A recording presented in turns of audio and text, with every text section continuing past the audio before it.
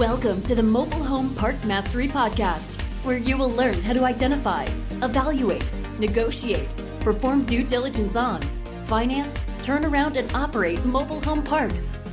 And now, here is your host, the fifth largest mobile home park owner in the United States, Frank Rolfe.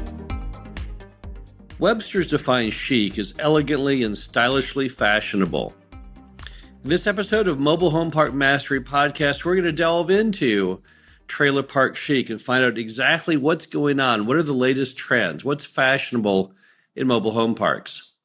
The first thing you'll find that's fashionable is trying to create community events.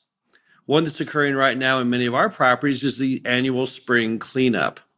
What's the spring cleanup? Basically, it's an event you announce for everyone in the park and those outside the park to participate in to spruce the property up and get it ready for the new year. Normally includes bringing in a roll-off dumpster and inviting everyone to throw all the debris and items in their yards into the dumpster, and then generally to go house by house, painting, cleaning, fixing, repairing those items that need to happen for the good of the community to make everything look better. We also typically serve a communal meal at these events, typically a lunch. It can be barbecue, it can be some other type of food, hot dogs, things that people enjoy. And the key is not only to get them all involved and try to make the property look good, but also to build friendships. Because as Time Magazine said in their article, The Home of the Future, one of the strongest assets we have in mobile home parks is that sense of community, that sense of belonging, the relationships, the support network that comes with that. Another thing that's fashionable right now is enhancing indoor meeting spaces. Now, in most mobile home parks, particularly those built in the 1950s through the 1970s, there's a thing called the laundry room, but it no longer has any function because mobile homes today all have washers and dryers, so no one needs a laundry room. It's a thing of the past. Often these buildings sit empty, but they're typically fairly well built, normally cinder block or brick construction, and they're not a bad size for a meeting room. So what we're doing and many community owners are doing is taking these old laundry rooms and similar structures and making these back into places that people can meet.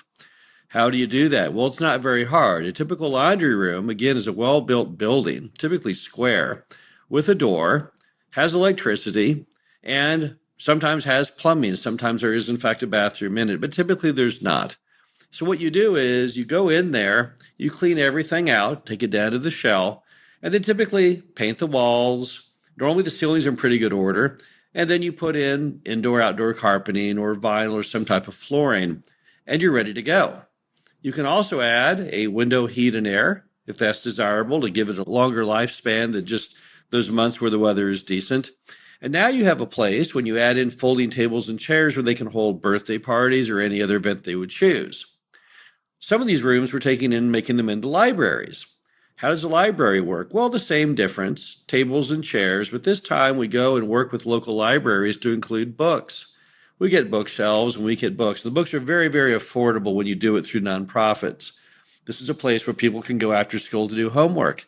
This is a place where other people can go just to get out of their house if they'd like to go and read a book or to talk to other people.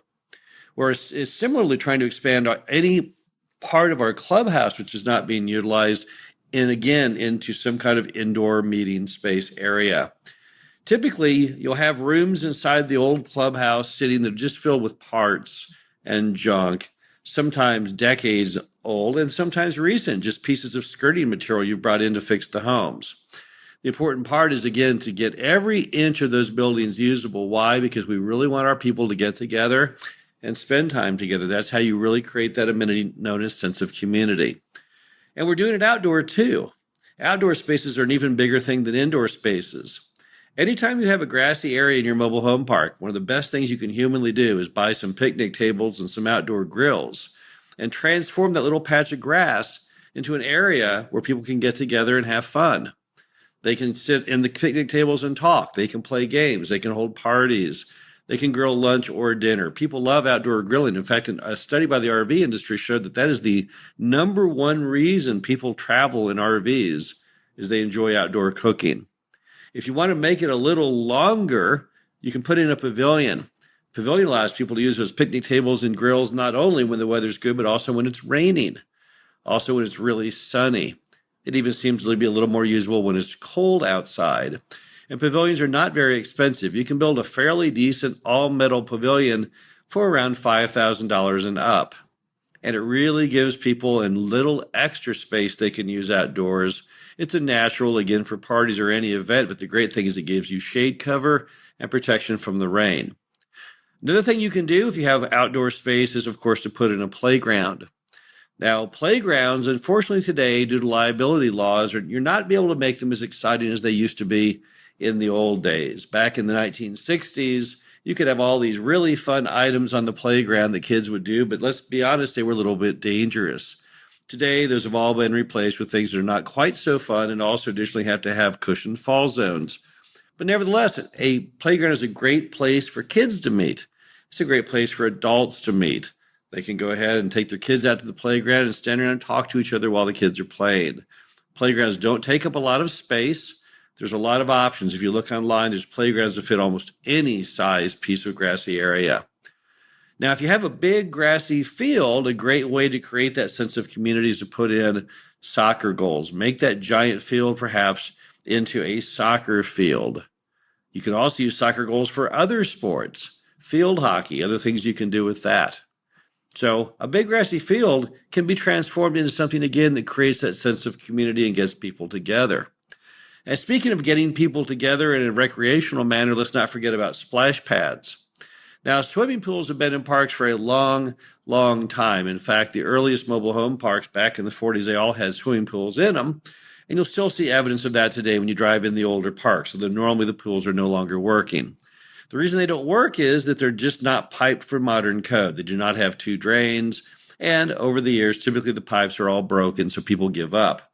The splash pad is a new invention that most park owners are just now looking into. In fact, just now a lot of cities are looking into them. They don't recycle the water. Basically, it's a fixture where you almost have a hose that sprays water on it, or sometimes a hose that goes into a bucket that ultimately dumps down on people's heads, and they don't know when. It makes it extra exciting.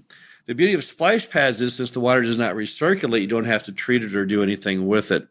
It also is so much lower maintenance than a pool is. You don't have any chemicals to test. You have no one who can throw any furniture in it. And better yet, you can't really get that badly injured. Perhaps the worst you could do on a splash pad is a slip and fall, but we all know that the downside of a swimming pool would be someone drowning. Splash pads come in all kinds of shapes and sizes. You can buy them typically from about $20,000 and up. They can be as much or more expensive than a swimming pool, but in some of the smaller models, you can give people a lot of aqua fun at a fraction of the price. Another item we're doing to create more of that trailer park chic mystique is the addition of solar lights.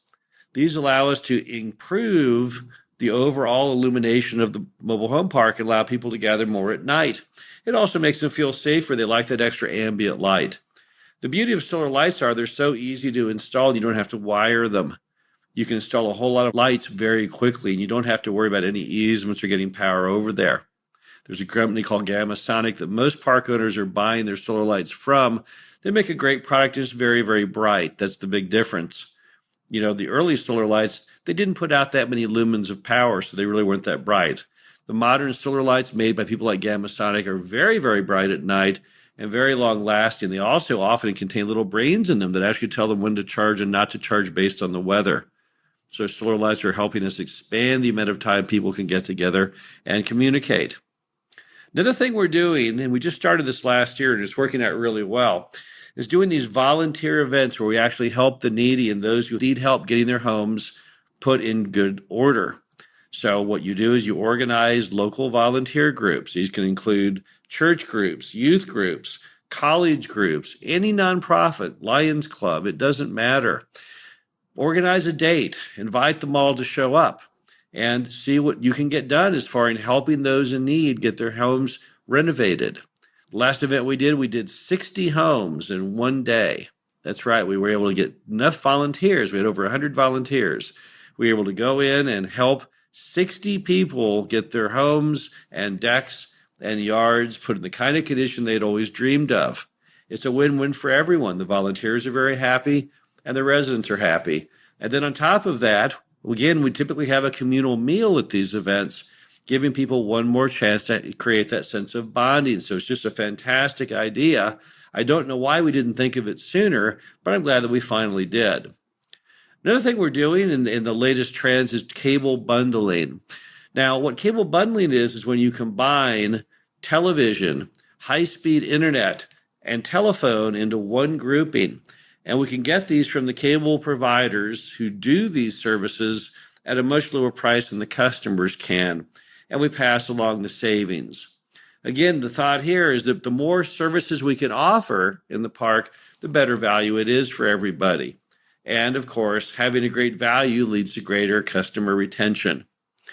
Another thing we're doing that we think is really going to be a big issue in the years ahead is energy conservation, energy efficiency.